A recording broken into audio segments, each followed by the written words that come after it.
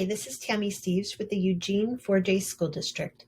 Today I'm going to show you how to use the Google Turnitin add-on to check your work for any plagiarism and originality. So the first thing you'll do after you've already written your document, which I have a sample document up here about Thomas Edison, you're going to go up to where it says add-ons in your Google Doc menu. From there, because some schools in our district use Turnitin.com, this is a Turnitin Draft Coach add-on, which is available to everyone in the district. So it actually benefits all of us. So you click on there. Once you open that up, over on this right side, a screen is going to come up for Turnitin.com. Once that screen comes up, you'll be able to check the originality. So you're first going to click on where it says Go to Similarity.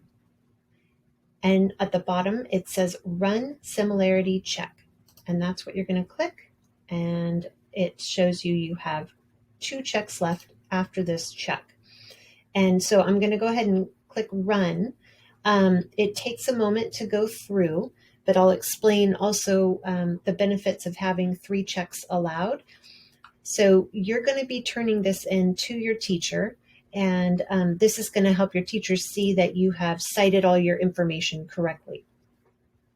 If, for example, now our reports come through, you get a report back that says, oh my goodness, you have 98% overall similarity with other websites. So basically, this is all plagiarized, which it is. I went to other websites and I just pulled things directly off the websites to show you what it would look like if something was not cited correctly.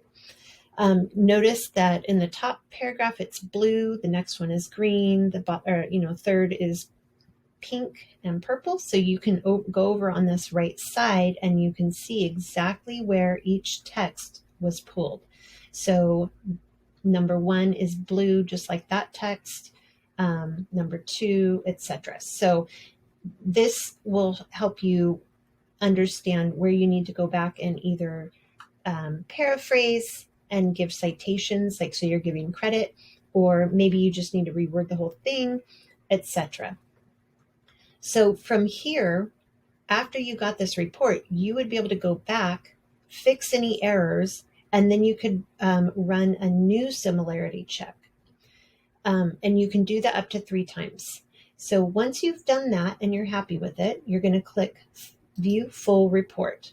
And this is to see if it is original to you or not. So from here, if you go over on the bottom of the left-hand side, which it's a little bit challenging to see because there's a little menu here for this recording, but click Print. And up in this top right corner, you're going to click Print. And when you pull up, it's going to pull up your printer options. You're not actually going to print. You're going to just make sure that where it says destination, you click and save as PDF. And from there, you can save it. It'll allow you to name it. And I'm going to save it to my desktop. Now you could also save it if you like to save things in your Google Drive. I'll show you how to do that as well. So instead of clicking Save as PDF, you could go Save to Google Drive. And then that'll allow you to have it show up in there. So I'm going to click Save, and I'll show you what that looks like. Okay, so then once you go into your Google Drive, you'll see that the document was saved right there. I think this is the easiest way rather than saving it onto your desktop, just because everything's all together that way.